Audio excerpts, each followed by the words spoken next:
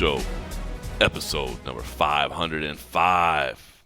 My name is John Morgan, and cold coffee is with me as we celebrate Thanksgiving here in the United States. For all those who are here stateside, I hope you're getting your holiday weekend off to a good start. Your travel is going good. If you're hitting the Black Friday, does anybody even hit Black Friday anymore? I mean, now we just all shop virtually, right? Nobody goes to they still call it Black Friday, but still yes, Black Friday, but I know I've been doing the Black Friday thing online. And it's funny because they stretch it out. Now it's like they said it's Black Friday, but it's been like Black Friday all week. Black Friday week? Yeah, pretty much. Leading into Cyber Monday, of course.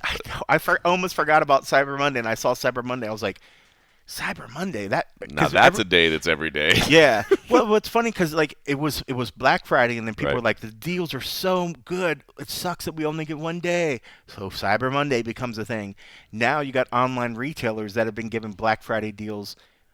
They're still going on right now. Like, it's been going on for like 2 or 3 days, and it's not even Friday yet. Crazy, like, man. What's going on? That's crazy. I did get me some shoes, and I ordered something else that was online. It's funny. Speaking of, we were checking about Oscar beforehand. We worked out a little bit earlier, but he sent me this thing. There was a dumbbell set on sale. I was like, dude, I got a trip I got to go pay for next year. No, I was hoping he would buy it. Oh, okay. He was suggesting it to me so that I would buy it. I didn't know if he was contributing to the gym or if he as a dues paying member, he was suggesting to the management. Menu, he was suggesting, I think. He was suggesting to management, have you considered upgrading your dumbbells? When I told him, I was like, I got this trip. I'm holding off. I just can't do it right now. Pause. Wait for him to say he's going to get it. Pause.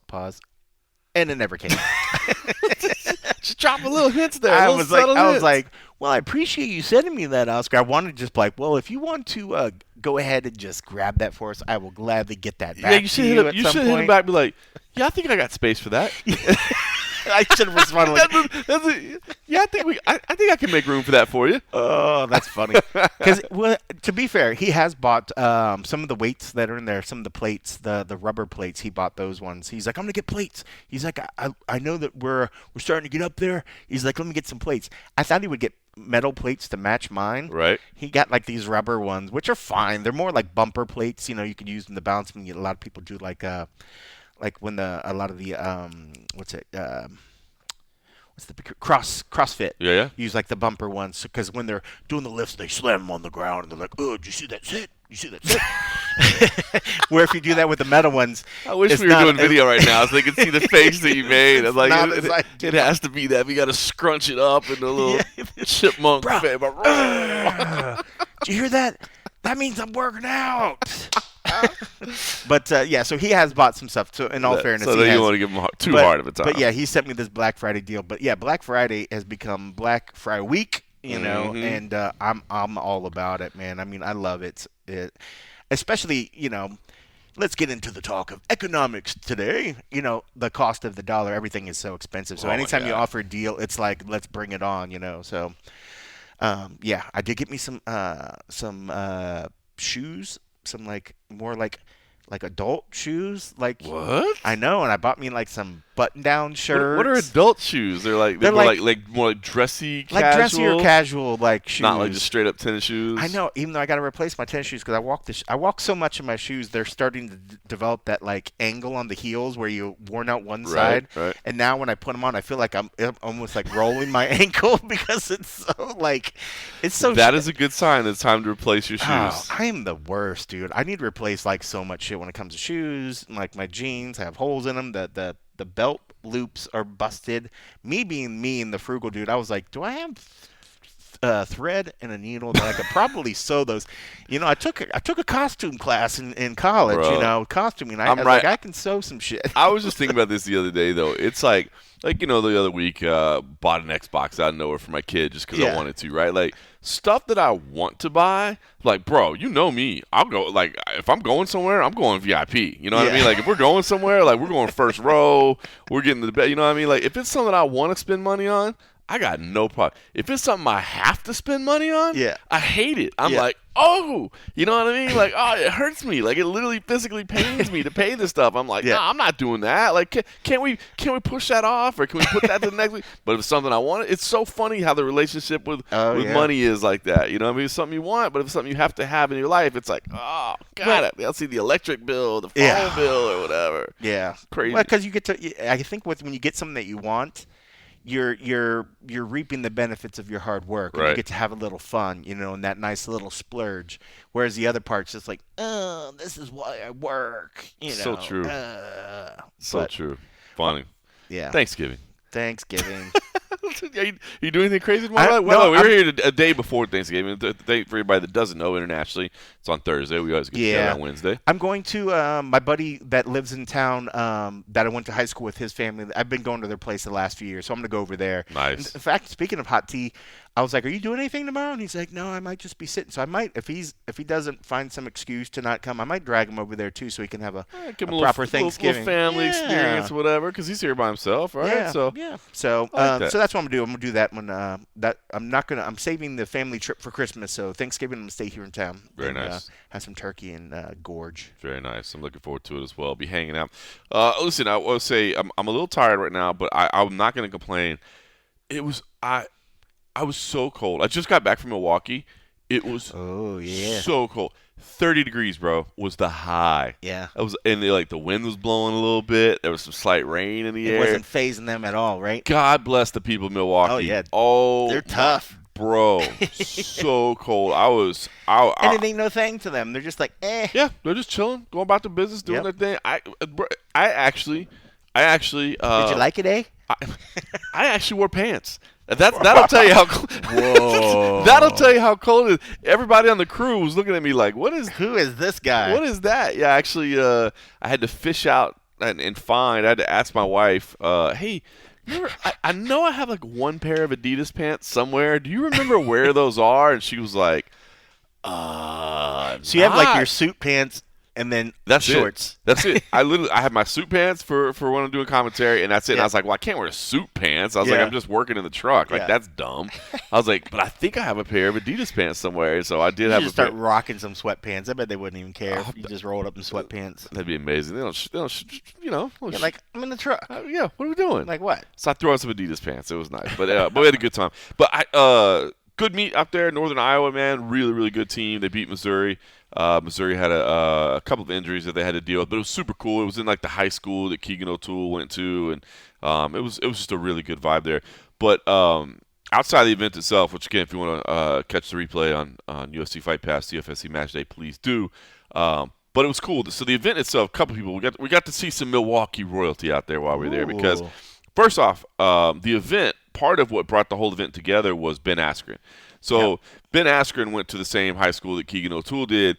Ben Askren, of course, went to Missouri as well. And Ben, during his wrestling days, always wanted to come back and compete in Wisconsin, where he's from, and he could never swing it, right? They could never get done. Now he's in kind of a position where Ben Askren's a big deal in the sport of collegiate wrestling, and so he was able to kind of make this thing all come together, and he did it. So it was cool to work with him. But I'll tell you what, man, getting ready for the event, I think I had actually just forgotten, or maybe, you know what, I'll even just say maybe was never even fully aware of just how damn good Ben Askren was in collegiate wrestling. I mean, one of the greatest of all time in collegiate wrestling. Because to me, you and I, we've been delved in the MMA world forever, right? And so anytime you would talk about wrestling, more specifically Missouri wrestling, and then making the transition to MMA, you would always associate Ben Askren with Tyron Woodley and Michael Chandler, obviously. And, of course, Tyron Woodley became UFC champion. Michael Chandler is still competing to this day, putting on very exciting, high-level fights. And while Ben Askren won a Bellator title, won a ONE title, I don't think he ever really got the notoriety or the respect that those two did. But it's funny because in the wrestling world, it's the exact opposite. I mean, he is head and shoulders above them in terms of his accomplishment and what he means. Cool. I mean, bro, think about this. His collegiate record through all of college was 153-8. That's crazy. 153-8. His final 2 years in college, He went 87-0. I was gonna say he went undefeated, didn't he? 2 straight years. That's crazy. 87-0, and it was funny. We got to go see. So his early losses were just his freshman and sophomore year. That's it. That's crazy. Didn't lose the final 2 years of college, and wow, it was so cool. So we went. He started this thing called Askren Wrestling Academy, right? It's him and his brother started, and another partner as well. And they all started this organization, and they've got multiple facilities around town. Really cool, by the way, because we went to a wrestling practice. And the wrestling practice with the kids started out with them getting out a book and notebook and discussing topics that they had read in a book that he had assigned them as homework, like a motivational type, that's cool. Self-building type book or whatever that he had built them to talk about, bettering themselves as people. And I thought that was so cool. Like then after they did the book review, after they talked about what the chapters and the motivations and the messages they received from, that's when they started doing the wrestling technique. And, as a father or whatever, I thought that was cool. Like, hey, you're bringing your kid there, and, yeah, you want your kid to, like, learn some technique and stuff, but honestly what you're trying to do is, like, help them become good people, right? Yeah. And so for Ben Askren to be, like, setting that as a precedent, I thought that was so cool, man. It really stood out to me. So, anyway, in his office, he's got, like, the full collegiate bracket for, like, the first – championship that we won. He won 2 NCAA championships, but it's super cool because it's the big ass bracket. In college wrestling you can lose and you go down to this bracket and you can make your way back. So it's even different than just like a basketball bracket or whatever. So it's really cool. It's like a piece of art almost. It's like calligraphy on there and it looks really cool, right? But I was actually looking at the score. I'm like, quarterfinals, Tech fall, semifinals, Tech fall, finals. He faces another undefeated guy in the finals and wins 14-2. Wow. In the final, I'm like.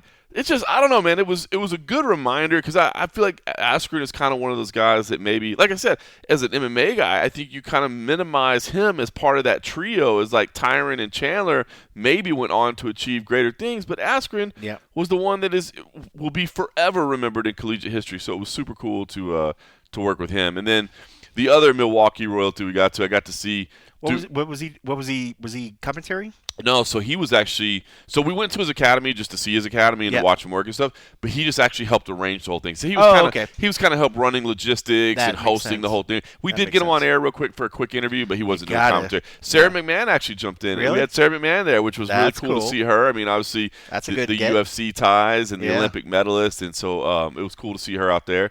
Talked with her for a a bit and stuff, That's cool. So that was fun.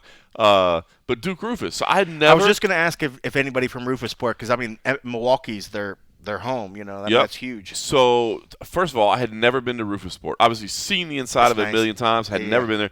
You been inside of it? Yeah, I did some filming back there years ago. So funny, right? So we left Askren's academy and talked to him for a while, whatever. And it was me and Rob Haydack from CFFC, obviously, and like, hey. We'd kind of been texting with Duke Rufus or whatever. That hey, he knew we were in town. We were like, oh, let's roll by the gym. And I was like, all right. I was like, I've never been there. I was like, let's go.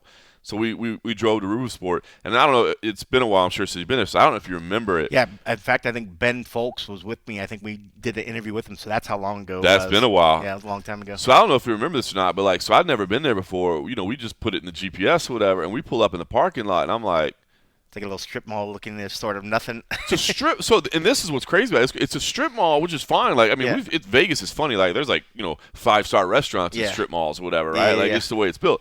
But the thing is a strip mall, and there's no signage for Rufus Sport whatsoever. There's like I remember a cafe, like some nails, and so we drove around the block, and I'm like, it says it's right here. It says right. And sure enough, so we get out of the car in the 30-degree weather and with the light rain and the wind blowing. I was going to ask, was there rain or snow or anything? Oh, it was just miserable. It was terrible. But anyway, so we were like, let's look around, let's find it. And sure enough, there's we're looking around, I see nothing, and there's like one of those little sandwich board type things that just says Rufus Sport this way, and then we walk in, and then you go in, and it's massive. I mean, it's, as you've been in it, it's a huge facility, but it's basically in the basement downstairs.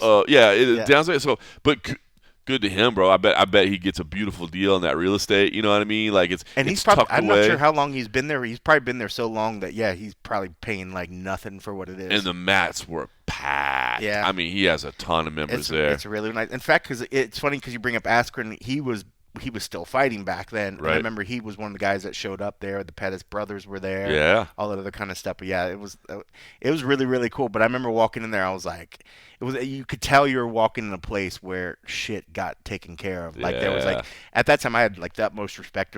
Duke Rufus has always been one of those coaches that I've never seen anything to but respect shown from fighters Right. towards him. Never heard any bad words about him. I mean, he had his own great kickboxing career. Yes. But I remember walking in there. I was like, "This is going to be fun." And he was like, "Do whatever you need."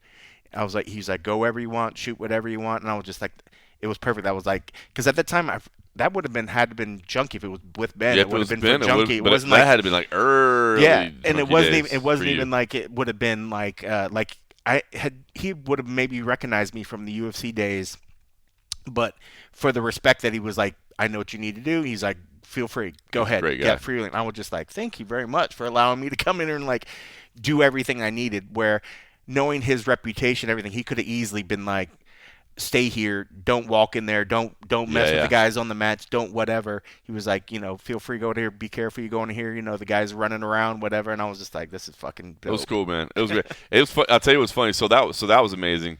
That was the night before the event. We did the event. Fun event again. Working in the production truck, man. I really, really enjoyed it. Finally got to roll out my.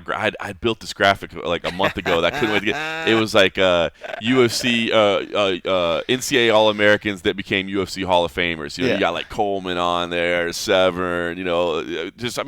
All the Ohio State guys. You know what I mean? So anyway, we finally got to roll that graphic up. Anyway, so you I built enjoyed it that. in their system. Exactly. Yeah. Ross Expression is the system we use that I'm learning. But anyway, so we finally got to roll that out. Just little stuff, man. So I'm really enjoying that side of it. Then afterwards, we went out to go get cocktails, and we ran into Duke Rufus at a bar. We just happened to end up in the same bar as Duke Rufus, and sat there and that's got awesome. to talk with him. So it was a great trip to Milwaukee, but it was fast.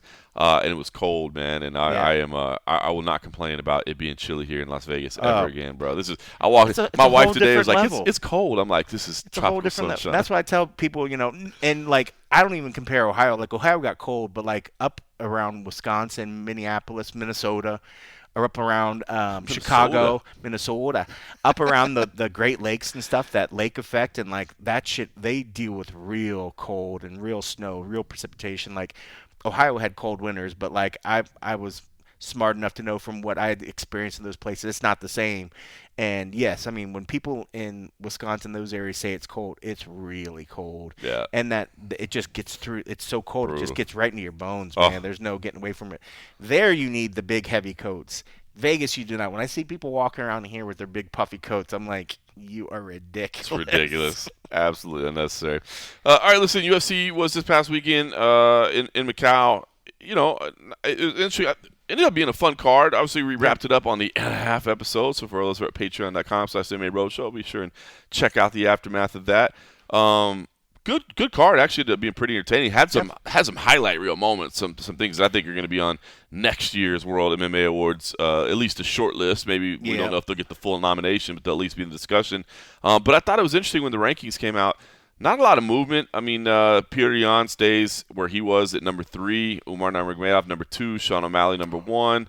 And now it's kind of interesting because it looks like it's supposed to be Umar and Merab. Merab doesn't seem like he's all interested in Umar. Petr Yan wants that fight, but Petr Yan already had that fight. And listen, that was a great performance by Petr Yan. But I don't want I always say that sometimes we go, oh, Deiveson Figueiredo looked a little flat or whatever. I didn't think Deiveson Figueiredo looked flat at all. I thought he looked great. It was a good fight. Great fight. So, but I don't know. I was kind of interested to see no change there. I mean, Yan Xiaonan looked amazing as well. She didn't get any move either.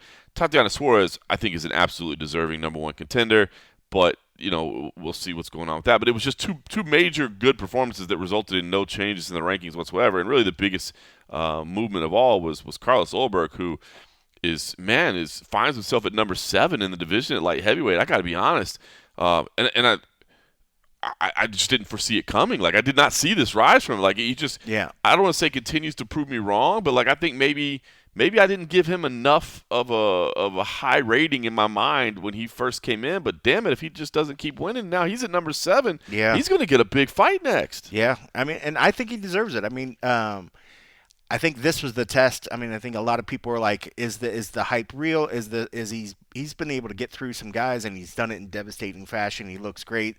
The people like him. And he's a good-looking guy. I mean, he goes out there and he gets finishes. The women swoon over him. We'll this- tell you that around the UFC. They're always happy when the he's on rumblings Fight Week. when he walks into the room and when he leaves the room are always interesting to watch from the They're female like, employees. oh, now we're just back to you media guys. But no, I mean, like Vulcan, and it was not like it was like a bad day for Vulcan either. I mean, he did what he did. No, you right? know, like, yeah, he it was didn't a look good bad. fight. No. Yeah, that's a great point too, right? Because you could be like, if you didn't watch the fight and you saw Yeah. the result, and we know that Vulcan's been around for a while and he's had some slow performances or something, you might be like, oh, yeah. It's kind of done for Vulcan, huh? Yeah. Like, no, No, he was bringing it. I mean, like it was. They were both slinging and banging. I mean, he was. If anything, he was walking down Carlos, and Carlos constantly had to be moving side to side because he didn't want to get caught up against the fence. Man, they were throwing. That was fun. I thought that was a great so, too. fight. But I mean, I've been high on Ulberg for a while, man. I believe this guy is legit. You know, has potential to be a champion. I think he still needs some time. I think we haven't answered all the questions, but I think this was probably one of the biggest tests for him that would set him up to start giving those real challenges to see. I think he'll even say, too, that, you know, he's still growing and getting better. Yeah. You know, but this was a tough test, and I thought it was a great performance on him, too. I think if there was ever the potential that he would stumble, this would have been that one. But I don't think he never gave him a chance. He stayed moving. He had a great game plan, and his jab looked incredible. His power stayed with him the whole time. And even Vulcan. I mean, Vulcan was still slinging to the very end, you know. Yep. So I thought that was a really, really good fight. But, you know, I'm happy for him. I mean, I think top 10 is definitely warranted. I mean, I think with that performance, you know, now you got to give him a top 5 guy and see what happens. And if he does the same thing, I mean, the guy could be, you know, 2 or 3 solid wins. Guy could be vying for a title for sure. Easy. Yeah, 2 wins, I think. I don't even think he'll need 3. I think 2. Yeah.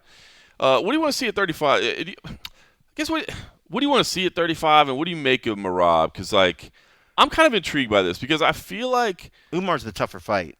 I think he just wants to pick. I think he wants to. Anybody would want to pick a guy that they've already beat. Right? You know. But part of me is, I'm a big Merab fan, right? Yeah. Like from the time he came in, I'm like, this dude will be a champ. Like this dude is. Even when he was losing 2 fights, I'm like, you guys are counting this guy out. You're not seeing the future there. So I'm high on him. I don't know if it's game because I know for a fact, just like I say, hey, like we talked about John Jones. Like, come on, John Jones ain't afraid of nobody. Merab's not afraid of anybody. No. You know what I mean? Like, but part of me thinks that like the road that he had to take, like how he was always the one that was like shunned and pushed aside and whatever. So many extra fights. Right. Like, so part of me like thinks that he would want to give Umar that shot to be like, but maybe he's just like, well, I had to do it. You got to do it too. You know, I mean, who wouldn't want to get like before you start having like the ones that might be a real challenge for you? I mean, not that Jan wouldn't be a challenge, but I mean, like they want defenses, you know, and if you know you could possibly have one of your first defenses against a guy you've already beat, why wouldn't you do that one? And I think with this, but I will give him credit. I mean, if he does try to say like Jan is deserving, if Davison would have went out there and smashed him, people easily could have said that could have been the fight that was maybe more people were clamoring to see, you know, and he could have leapfrogged. I could see there was the potential that Davison could have leapfrogged over Umar. I would see and that. could have got that shot. So if that's the case, because Umar doesn't have the name value. I mean, I know he has the last name value, but he's not Habib, and we all have a hell of a lot of respect for him. But if we're talking about casual fans and how you get people interested, Davison or Peter are both bigger. Because Davison's done the work, man. Like, people in the States recognize this guy now and respect him. You know, and the guy gets cheers when he walks out here in the U.S. So, you know, like, it very easily. So I could see where if you know, Merab's like, you guys would have been asking for him if he won. This guy beat that guy. So why does he not, you know, like, he doesn't get any shine from it? Most people just think, well, yeah, Jan did what he was supposed to, but, you know, I'm just not ready for that rematch right now. And I get it. But it's easier to say that when you know that there's already a guy that's in line to go for that. If it was a matter of like, man, guys, it's a toss up. Like this guy's on a, you know, he's only won like one. This guy's on, you know, a 1-fight win streak, you know, and he hasn't fought in a while. They're both kind of even. I'm not sure, you know. Then there's some debate, but the guy's been sitting there for a while, ready to go, you know, waiting to. But Jan will get there again. I mean, like, I think he probably needed another win before he got that anyways, to see Merab. But this was a good win, and Davison looked good and dangerous all the way up to the very end as well. I thought it was a fun fight, even though it was, what was it? What time did it finish? 6:30 or I can't remember what time it was. I did not watch it live. I did. I couldn't remember if it was like 6. So you stayed up in the because the prelim started at midnight. Stayed up at midnight. I fell asleep. You got the full UK experience. At some point, I fell asleep because I missed the head kick. Right. Oh wow. I missed the head kick. I missed the Choi Sahota fight. I missed the Su Young Yu. Pretty much the road to the UFC fights. Right. There were some good ones in there. I know. I think I woke up for the Minyan Zhang fight, and then I saw the Alberg fight, and I saw everything on beyond that point. So at some point, I literally was like, I'm going to do this. And I think my body just shut down. But luckily, the audio in the room woke me back up. So I had every intention of staying up. But once I woke up after that thing, and then I had to go online, and I think once I heard about the head kick, and I was like, how did I miss that? That kind of jarred me awake more because I was like, man, I can't believe I missed something crazy. That's definitely a knockout of the year candidate. Yeah. That was crazy. Pretty nuts. Especially, for people that like to just shit on the women's MMA and think like, oh, you never see anything exciting. It's like, well, Exhibit A. That was about exciting as it gets right there. So that's pretty dope. Yeah, it was good. It was actually a really good card. I watched it after the fact. I didn't. I got up about 5:30 in the morning, and I could have turned on the main event live, but instead I was like, you know what, I'll just start from the beginning and watch all the way through instead of watching the main event. Well, it's and good. Back and watch it. There was some good build up to it in the main card. So yeah, I think you probably did it right because it was good kind of go through because the Salikov fight, that was another one. Yep. I picked that one wrong.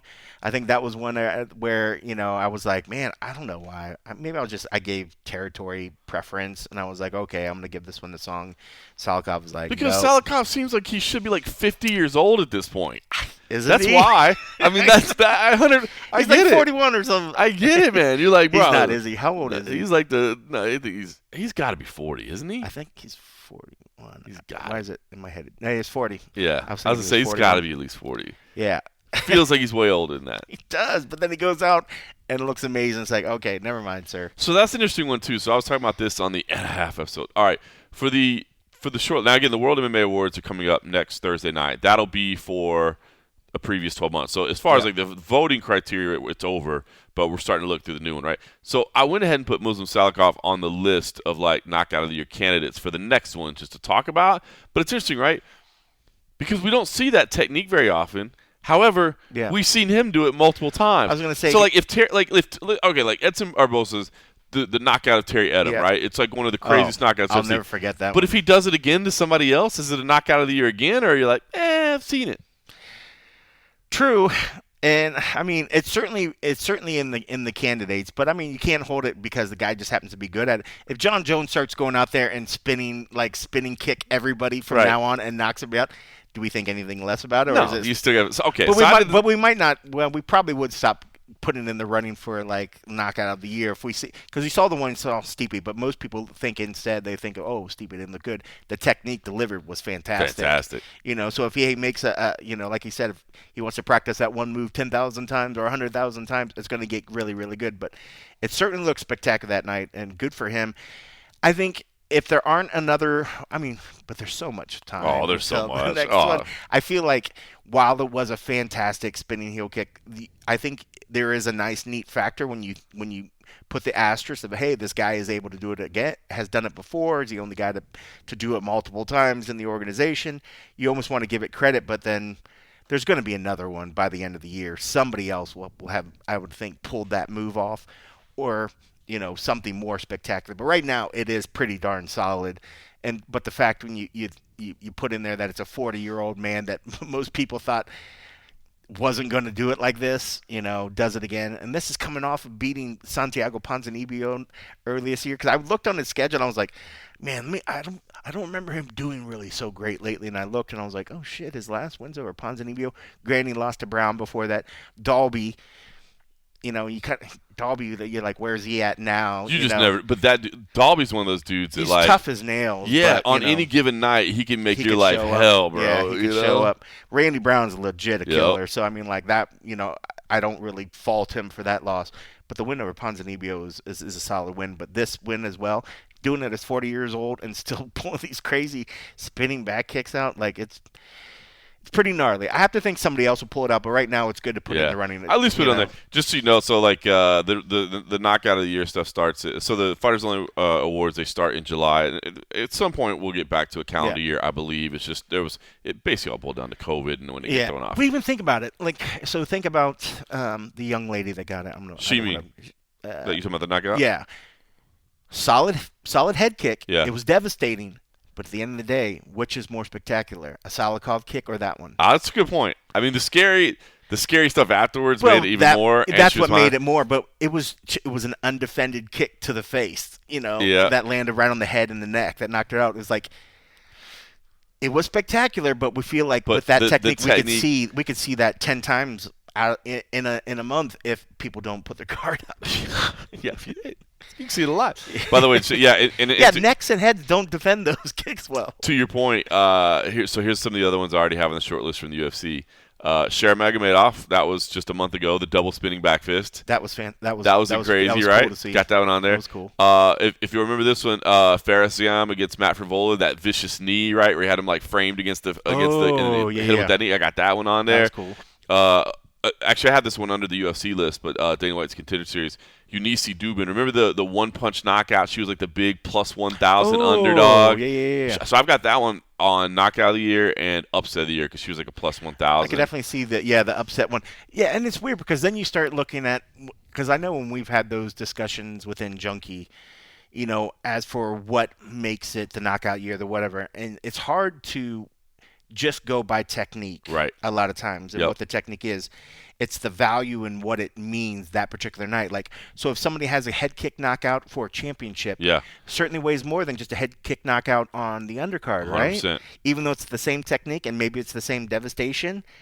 If they both leave on stretchers, which one do you remember more? The one that got a belt put on somebody's shoulder. So if somebody has a one-punch knockout of somebody and they're plus 1,000 going into it, that certainly but it's so it's a tough one because it just depends on the criteria that people It does. But for me, that has always weighed heavily on my decision of what I picked is which one means whatever. 100%. Like when you see the submissions that somebody is losing in a title fight when like Alexa Grasso was able to submit Valentina that first time. Yep. Was it the most crazy technique? No, but I think it came up as one of our submissions of the years because of what it meant for that particular fight. So I think it definitely has to be in tandem. I think technique is definitely a big portion of it, but I think the what it meant for that particular fight has to go into it. But others might feel differently.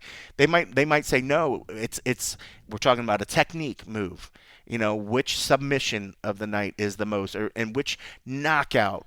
A knockout is a knockout. Is the technique, and then who knows. So here's one perfectly to put on the list. So this one was recently, and I did put it on the short list. And I'll be interested to see how people react to it. Now, again, I don't make the full list, but like I just assist in trying to. And I mean, I just started doing this. I'm acting like I've been doing it for a long time. But my goal is to just help compile things for the full panel to look at. It's hard to keep track of everything. Exactly. So I'm like, hey, let me keep track of it over the year. Don't forget about this one. As you're sitting down, consider this one. Yep. So here's one that I mentioned because you talk about this, and I think this fits your discussion perfect.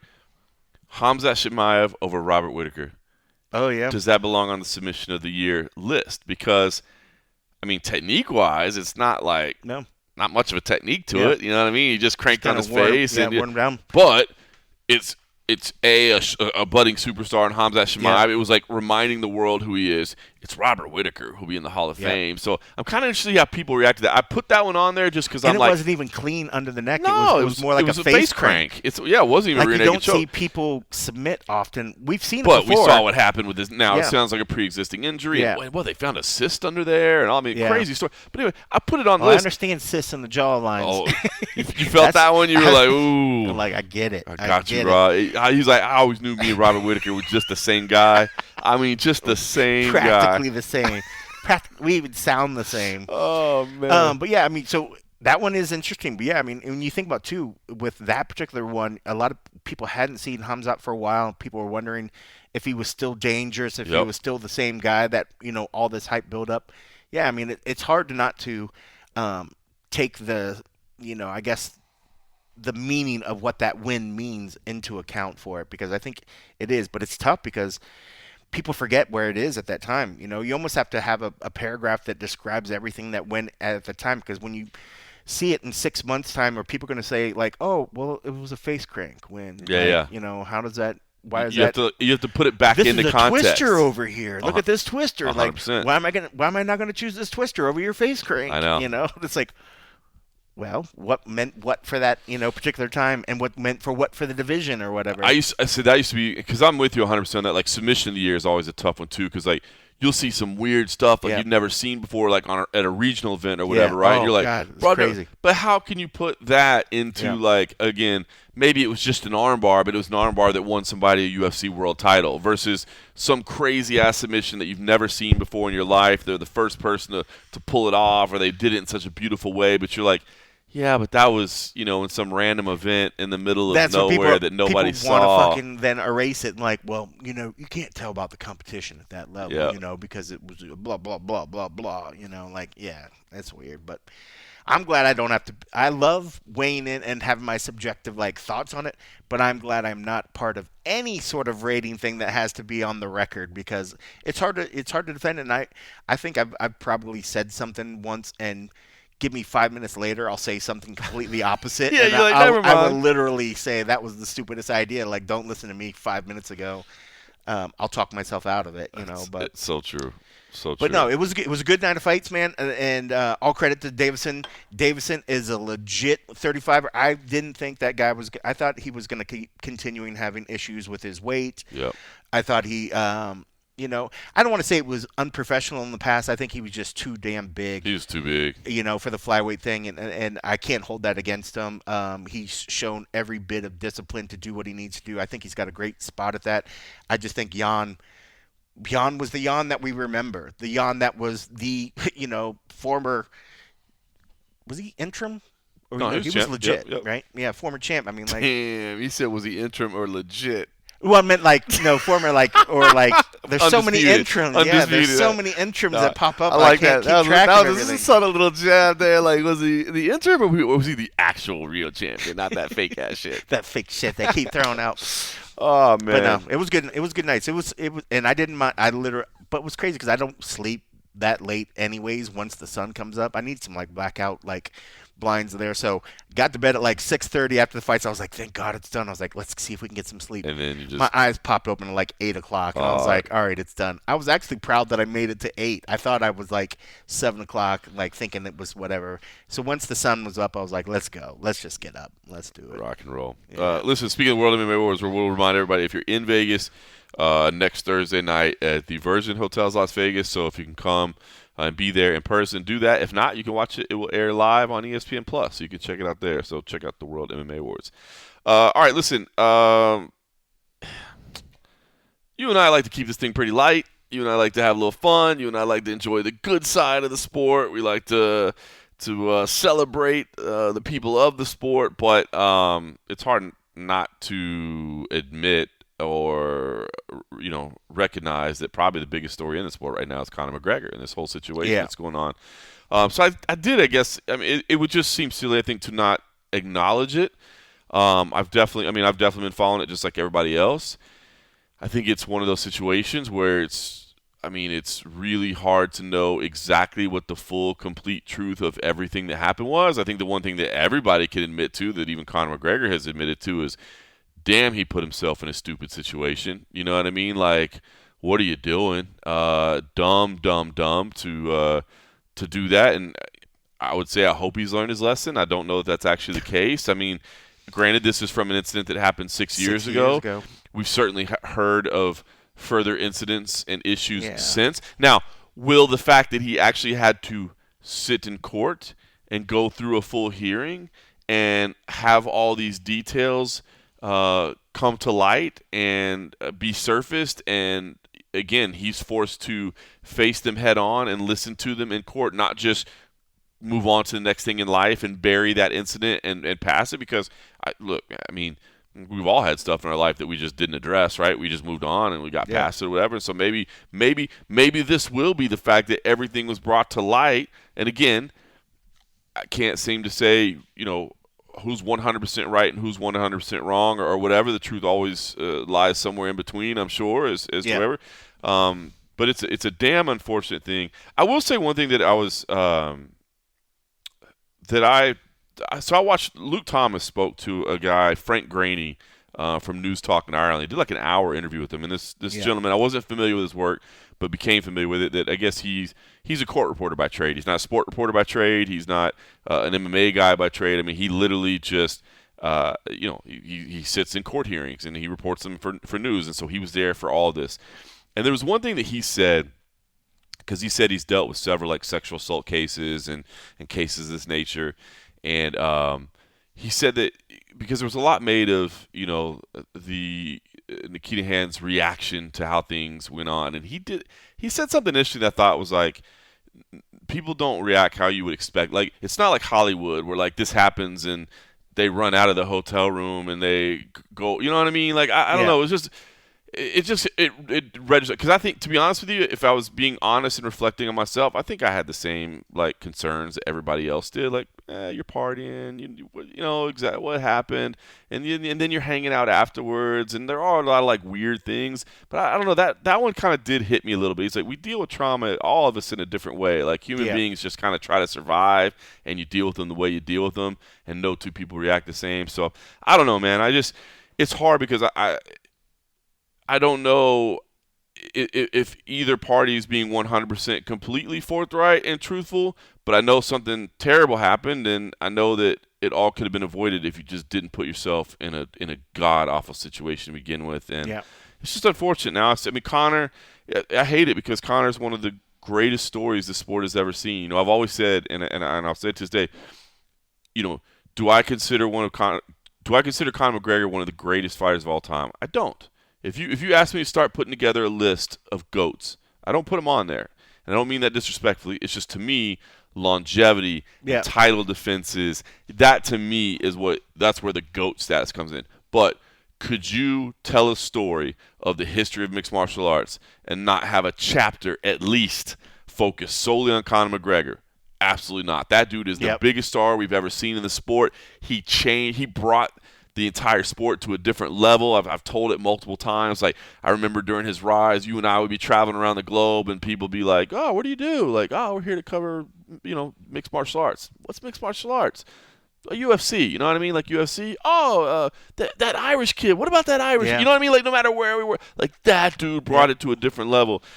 And now, man, it's sad to watch him, man. It's really sad, and I don't know, man. Like, people are like, is he going to fight again? And, like, right now, I'm like, I don't know that I care if he does or not. I don't know. It's just, it sucks. It just, I hate the whole thing. It sucks, man. Yeah, and like you mentioned about, like, everybody has their moments and you kind of want to, move on from it or whatever. And from what I'm hearing, this appeals thing could really just stretch it out even worse and make him look even worse, after the fact, if it doesn't go his way again. Because they've got to have, like, additional hearings about the costs and all these things. Yeah, I mean, it's now he wants to appeal it as well. And yeah, I mean, it's not a good look, and it sucks that it's 6 years. It was 6 years ago. It took this long. I think we realize that the legal system here is not great. So, let alone, it's not a hard leap to assume that legal systems in other countries are drawn out as well. Justice doesn't happen, quickly. But like you said, there could be a lot of sides. A lot of mistakes were made up by both sides when it comes to that particular night. But I think by people, saying either he did wrong, just solely him, and that, or that she's in the wrong. You can't put blame on any one particular party in this one. It's either he's a rapist or she's a gold digger. Yeah. A lot of mistakes were happening. I love what you just said there, both man. of them had mistakes, and things could have been better. Decisions could have been made that night, but the night happened. I don't know. I think as for one of the decisions, I mean, I know going into it and watching the aftermath and watching that final day, I did feel, and I talked with you a little bit about this, and this was the part that kind of just shocked me as of like yesterday. Watching Dee walk into the court with him, I was heartbroken for her. I know a lot of people are like, man, like, why is she doing this? Why is she sticking around him? But that's a decision for Dee. Like, he's the father of her children. She's built a life with this guy. It's easy for us on the outside to say that guy's an asshole, that guy's a jerk. Why are you still with him?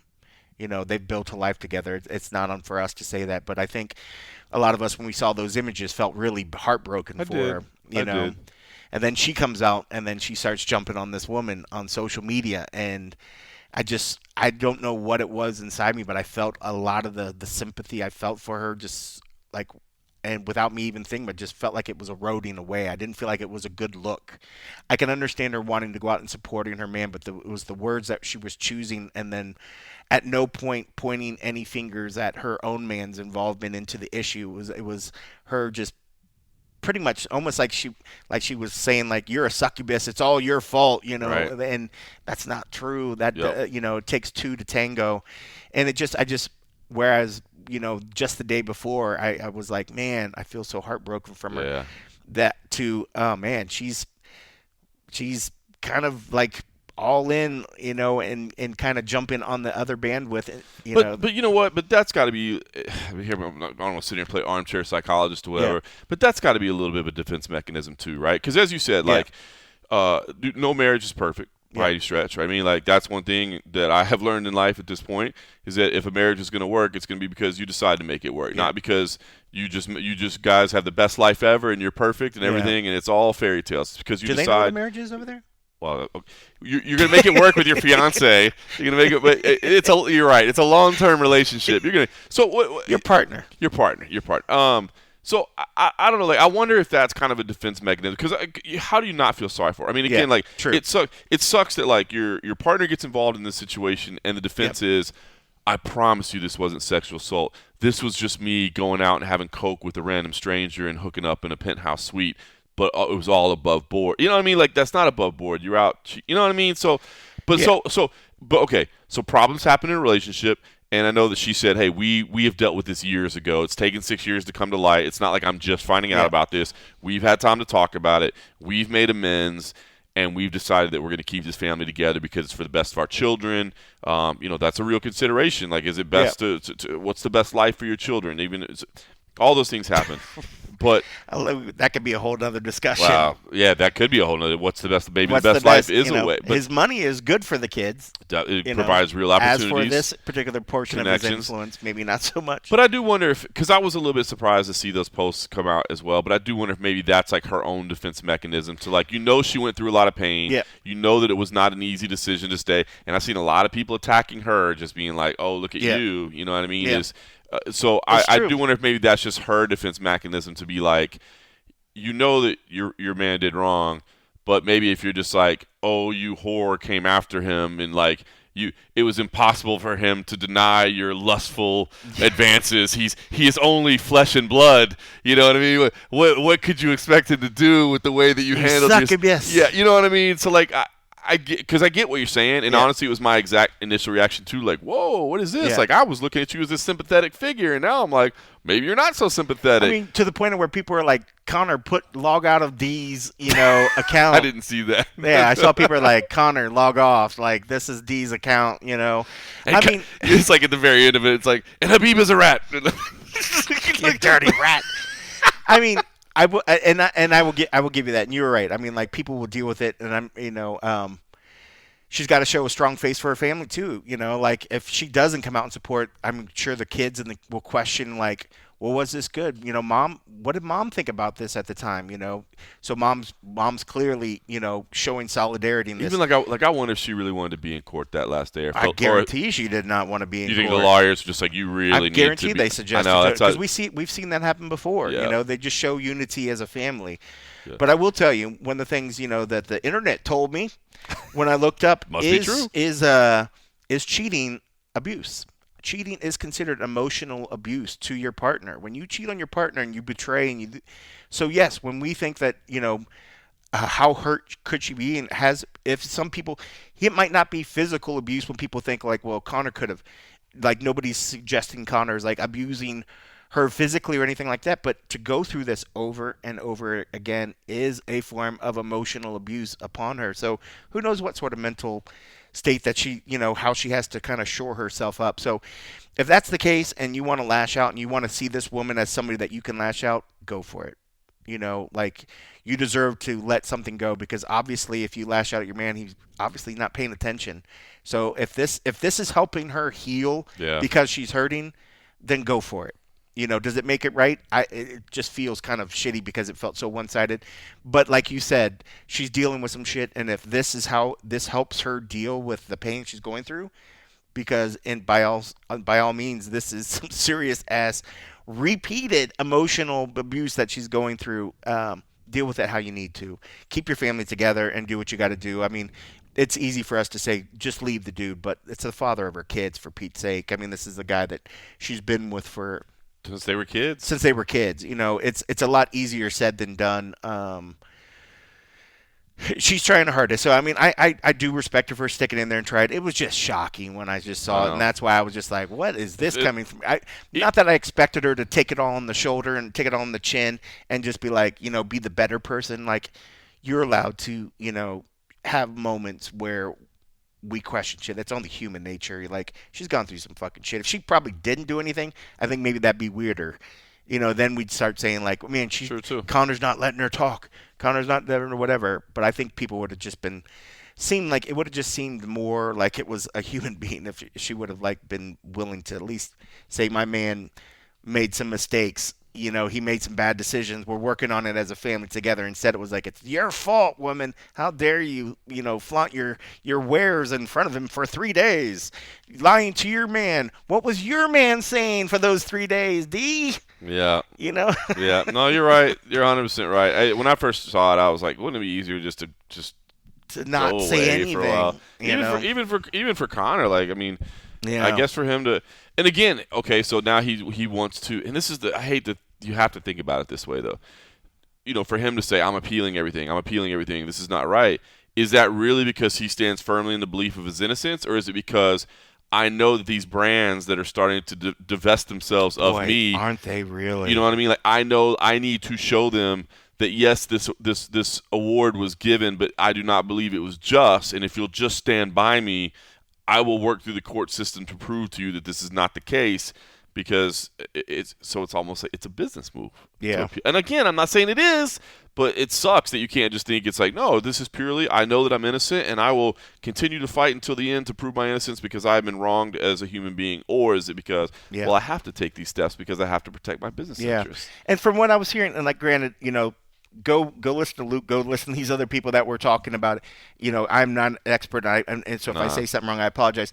And like, now doesn't she has to pay the court fees of the other gentleman that was cleared from things? My correct? Understanding is that will be determined in the next set of. That has not been declared yet, so that will be that is a real possibility. That's a very real possibility. Because a lot of people think that I did see this part pointed out on Luke's show when he was talking. I don't know if it was still when he was talking to the gentleman or after. For a lot of people that thought that she was just going in for the money. She stood to have to pay the legal fees of both gentlemen, like $1 million, €1 million or £1 million or whatever the dollar was over there. Was it euros? Euros. Yeah, €1 million. So, wait, is the euro gone? Oh, the euro's still just England left the euro. Boy, yeah. I am. Yeah. If it's outside combat sports, I am not. I just briefly questioned whether or not the euro still existed. I'm sorry. Still there. England is just no longer in the European Union. Yeah. So, which oddly, the euro is very close to the dollar. The pound's still a little bit better, but still, it was a lot of money. Yeah. And so why would somebody take that chance? Yeah. And I think a lot of people are looking at the whole fact of like, well, there was no punitive awarded. It was just this other thing. So how true is it really if she didn't get anything from it? I think for her, the ruling and the decision to show that there was liability there for what happened was what she was really going for, as opposed to trying to get some money. She just wanted somebody to agree and say like that things that happened that night were not right. And she got her.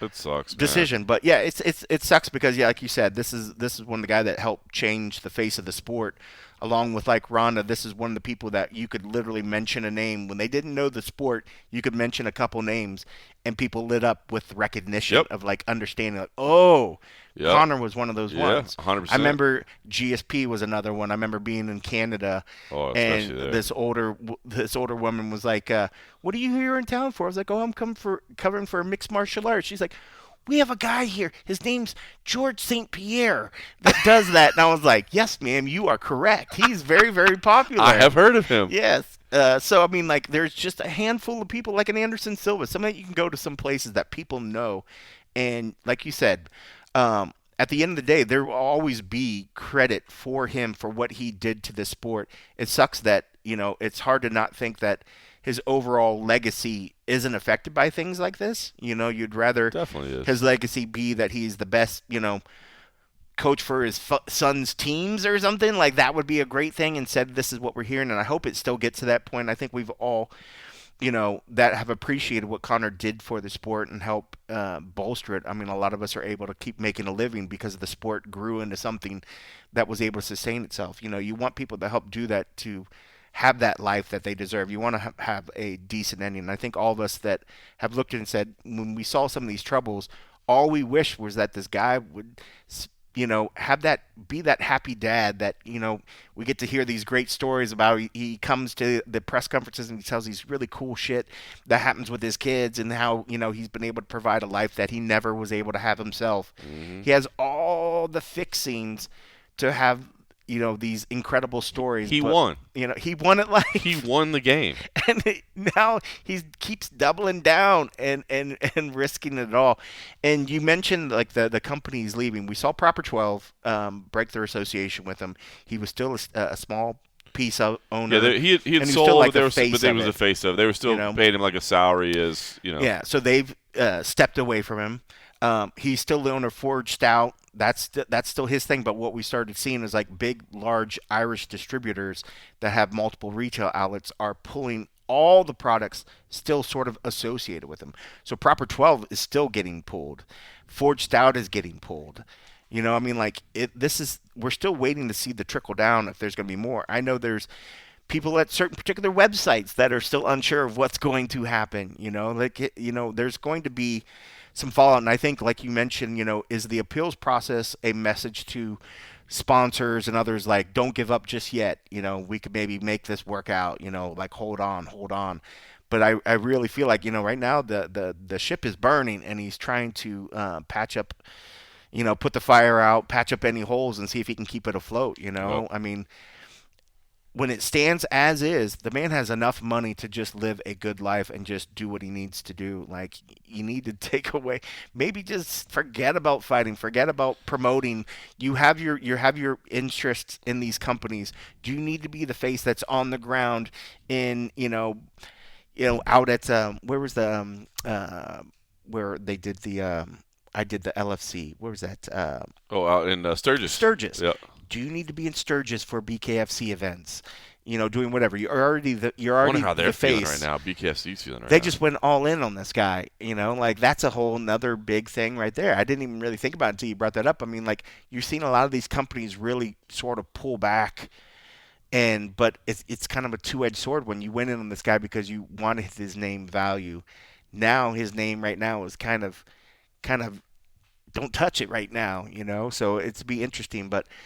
I mean, at the end of the day, I want good things for the guy. I mean, I hate that he makes some bad decisions and it tends to affect other people in this world. But he has all the money that he needs. He has a family at home that loves him. It's like, bro, just stay home and do the father thing for a while. Well, it's so funny because I know, like, people are like, oh, is he going to fight again? Like, that seems to be the least relevant part. That's the least important thing for him right conversation. now. Yeah. But I was going to say, I guess if there's anything, like, if he does need to withdraw himself from the world, decides that he does want to focus on his family and reinventing his life, he's in a phenomenal place to do so. Like, he could divest from every company that he's part of right now, and he has plenty of money. You know what I mean? Like, if for whatever reason I decide, you know what, man, I'm not really happy with the way things are going at my house right now. You know what I'm gonna do? I'm just gonna quit working for 5 years and just really focus on.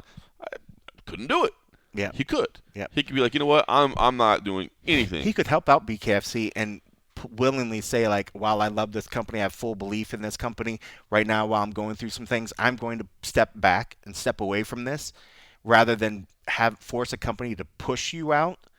If you could say, while I'm dealing with some issues, I'm going to back out, let things cool down, then come back in, maybe saves the possibility of them going down with the ship. It's interesting, man. The story's definitely not over yet.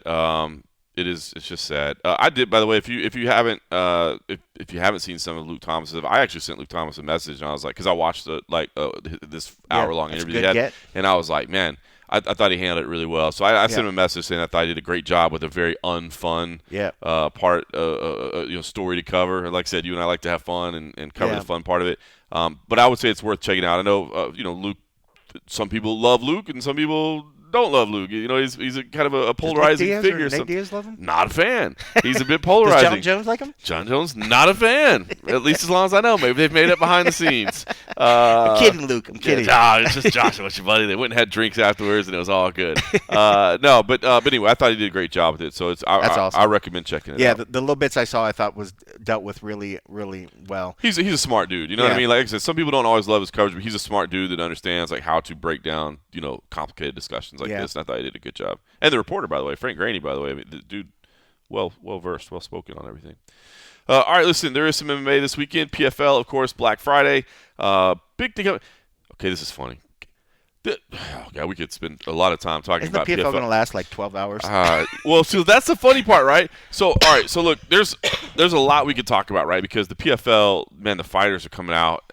PFL Bellator right now, it's not a good time for them.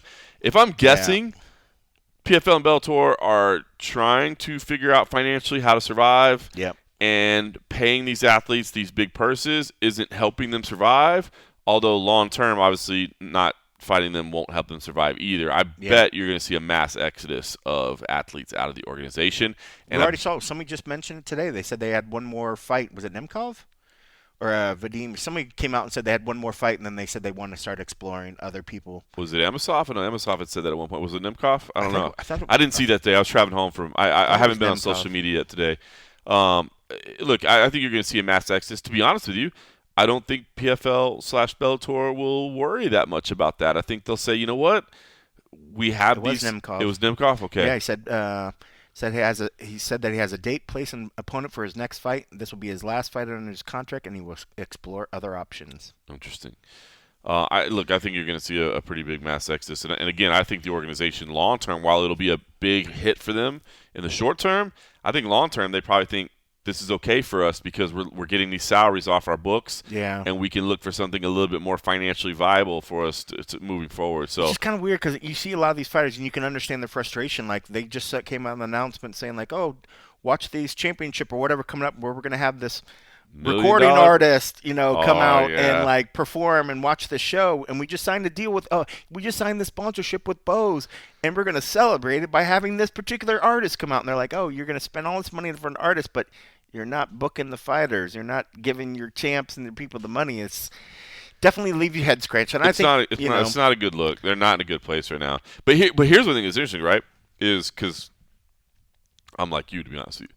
This is going to be a 16-fight card, and they are not known for pacing, right? And I know that they've talked about, we're getting better at it, we're trying, but we got it down to 16-hour. Yeah, but so it's kind of funny, and I feel those pains with everybody, but I also see everybody complaining that people aren't getting fights, and the way you get people fights is by having big fight cards with lots of fights on them. So I would just say maybe for the time being, shelf the complaints of these cards are too long and there's way too many fights. You can't argue both. You can't say, Jesus Christ, they have way too many fights, and then also go, why aren't these people getting enough fights? You can't. You got to sit on one side of the fence or the other. But I mean, maybe it's not so much the quantity of the fight of the night. It's just like, why not have, like, the UFC fights every weekend? Right. Is fighting every weekend sustainable for every organization? No.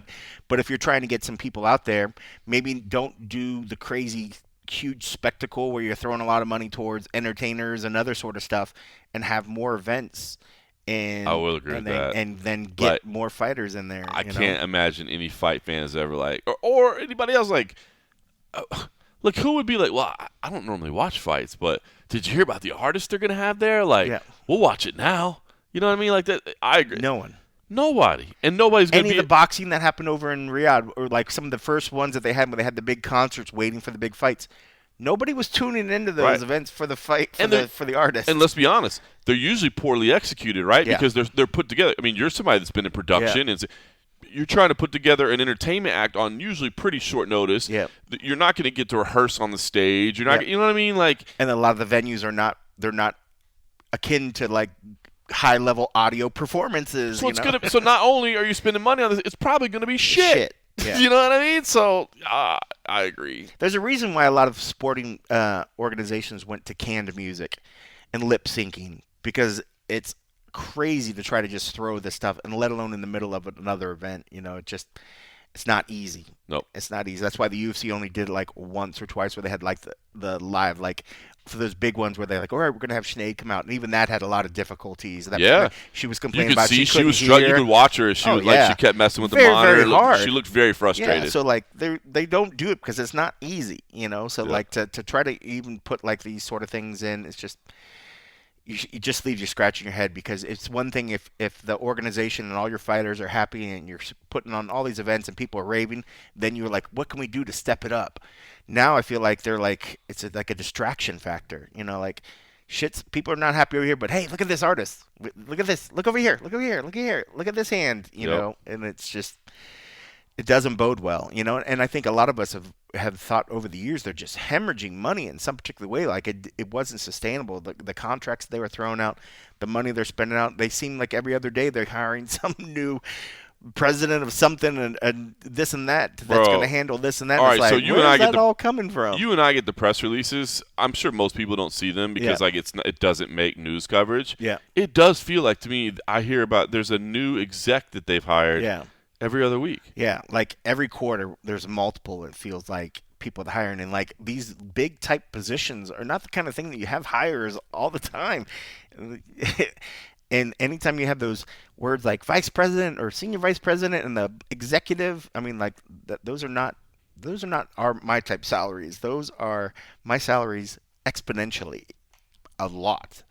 So yeah, it's just iffy. So yeah, I mean, it was interesting to see the sort of like solidarity, and it wasn't just one particular fighter. It wasn't just like one random fighter. I mean, these are like the cream of the crop of their fighters, So if these guys are starting to raise an issue, obviously things that have been simmering underneath the surface for a while are finally busting through. And I mean, if something big doesn't change, if a mass exodus happens, unfortunately, here are the two of the outlets that were the ones that were the opposite of the UFC. It's not like the UFC is going to be like, hey, everybody, come here. And if they do offer, it's going to be for a hell of a lot less than what they were. Yep. Is that better if you know that you're going to get some money and you're getting active, as opposed to having money, the potential to get a fight, but sitting on the side and then wondering what the strength of the actual company? I think a lot of them are just losing faith in the overall stability of the company. So do you take a pay cut to go to something that is not hurting, or do you stay and hope for the potential and then but not getting those fights? It's tough. Nobody wants to take a step back in salary wise ever. Like whoever signs up for that, and like no one. So I mean, it's a tough decision. It's unfortunate. These guys are in a sport that's built around entertaining fans, but in a very dangerous manner. So you want them to get what they're owed, but at the same time, they need to make a living, and it's tough. It's tough, man. They're in a tough spot. It's in a really tough spot. I think it's going to be a difficult year. So look, they've got a great card on Friday. It's their World Championships. There's some amazing fights in there. There's going to be some $1 million awards given, and I would tell you, if you're around and you're hanging out and you can turn it on. Turn it on. You know what I mean? It's early. Turn in the morning. It on early, and then by the stay evening, there all day. You're gonna be out all day. Just like now, like it's getting dark outside, and I just noticed how dark it's getting in this room. By the time that the event ends, it's probably gonna be dark again. It probably will be. So tune it in and watch. But I felt. I mean, I would love to sit here and just give a full breakdown of the card, but I feel like it would be disingenuous to not act. Look, it's a difficult spot for him right now. So yeah. I guess as far as the fights go themselves, this could have a very big impact in of course, the most important topic of the entire landscape right now, and that is the junkie staff picks, right? Because yes. I mean, you guys are getting down to the end. Down to the wire. We got 3 events, counting this one. Wow. Right? Because we got the UFC event at the end of the year, and then there the Tampa 310, one. and then the Tampa one. Yep.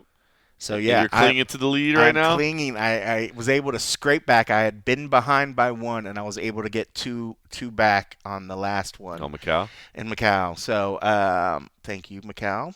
Thank you, Peter Yan, because she went Davison, and I forget what the other one was. I think it was Alberg. So thank you. I was riding the Alberg train. Thank you, sir. So yeah, we're going down to it. So this one, we already went back and forth. I chose Santos on this one. Everybody else went Dakota Dacheva. That's interesting. And I'm like, I don't know, because now if I turn around and pick it, I don't want them to be like, oh, you're just doing that to play it safe, to hold on to the one. There's a part of me that says, who cares what they say? Yes, I am. That's how you play the game. But you want to win it with pride and honor. I want to win it with pride and honor, and I think Santos has the potential. We went back and forth earlier whether we thought she still has it. I mean, we've seen moments greatness in her. She's still got a hell of a record, but man, a lot of people are high on Dakota for a reason. Her striking's fantastic. I think, if Santos can get her to the ground and kind of impose her will and just sort of hold her down, which, as you pointed out earlier, people tend to not have an easy time doing. It'd be interesting, but worst case, if I give that one back, we'll go into the last two events tied up. So. You know what? I think it's a savvy pick. I like Dakota a lot. First of all, I like her as a fighter. She's entertaining. Yeah. As a person, I do think the hype is real. Oh, I do. On her. That's what I'm saying. That's what I was saying. I think the hype is real. It's just, is the hype ready to be delivered right now, right? I mean, she's still fairly young, at 26. Better. Yeah. This will be by far the biggest test of her career, right? 100%. I mean, I was going to try to do the math. I mean, I can't do the math that fast, but I was going to say the record that she has, I mean, you would take like her last 5 opponents to get to the number of wins that Tyler Santos has. You know what I mean? Yeah. Like, Tyler has been at the top. Tyler, arguably she could have been a champ. That's what I say, arguably a UFC champion, right? Yep. Now, I know she had a fall off after that, and then, surely psychologically, emotionally, physically, a lot of things there, but she's bounced back. She's looked good. So, to be honest with you, I don't hate the pick because you're looking for little windows and opportunities. Yeah. And this would be a good one to distance yourself a little bit. It'd be nice to have a little that extra two-stroke lead, whatever, going into the last one. But yeah, I think the potential is there. Most of the staff does not agree with me. Most of our staff went. You're probably on an island. Yeah. So, but as for the rest of the card, I mean, again, this card's just so crazy with all the MENA Championship ones. But just looking at the top 6 championship fights are all really good. I mean, I think the Kizrev Loftunen fight is just going to be absolutely nuts. Impa Kasaganeh fight's going to be crazy. Yep. I did lean on that one. I think I took Shamil Musayev. Yep. That one's going to be crazy. That could actually go either particular way. And then I took Gadzi Rabadanov over Brent Primus, even though Brent Primus, man, the dude is still like, I feel like we've been watching him forever, and he's like been great, not so great, and then he's still back here, going for a championship. And I did go Goltsov over Popov. I like it. That's another tough one, That's another tough one as well. I'm telling you, there's some... Out of those 6, I mean, those 6 right there, those are all good fights. Yes. Those are legit good fights. I just don't know. I'm not very familiar. That's why I hate picking the PFO ones, because they have a lot of fighters that I don't know. Luckily, it stayed with just those last ones we mentioned, that main card, those 6 right there.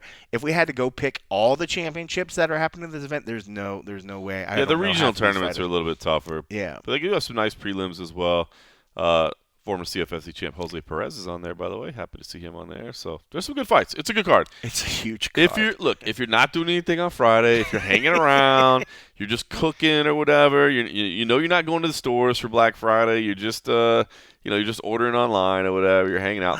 Jim Kenny and Jesus Pinedo. Oh my God, that's a great fight. Oh, this is a really good card. It's a really good card. It's just so big. It's so long.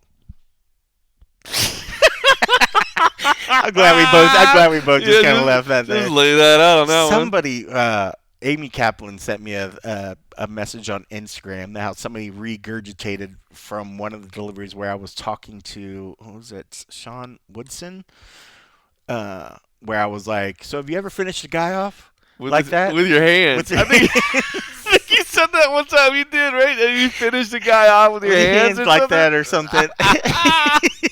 I had forgotten about that. Somebody put it out, and they were like, never forget. And I was like, so I replied to her. I was like, that was total normal delivery. I totally forgot about that one. Oh, I've said some funny ones over the years. It's funny. I don't give a fuck anymore. Oh, who cares, man? I laugh about it. Every time one of those fun. gets regurgitated, I just laugh my ass off. Like, I'll still, like, every once in a while when the one from the LFC comes back where she was on top, and I was like, oh, that really she's like, look how she was like because she was like straddling the face of her opponent, and like I was like, oh, she's making it really hard to breathe. She really needs to get out of that position, or not. I was like, I think it says something like or not, or I was like, I think I'd stay there or something. And it's funny because I remember somebody was like, guy forgot his mic was on or something. I was like, no, I didn't. No, I that's the best. Yeah, I mean, granted, if the lingerie fighting championships clips show up randomly and you don't know what you're watching, I mean, expect madness. Oh, we've had some fun with What's fun with that? I've thought about that too. I was like, maybe we just need to go all in on that one. Just get even funner with it. Go even crazy. Because I think if it's actually over the top, he'll just cut the audio and not put it in. I don't think so. I think he just like I think he loves like, it. He's like, bro, that's what we want. He just hasn't said that. I always love it when I get random messages from people like, bro, you have the best job in the world. I'm like, yeah. Out of all the gigs that I do, I'm like, LFC one. It is so fun. Like just, it's so bizarre. And it's funny because I was talking to somebody the other day, and they're like, "Would you ever move back to Ohio?"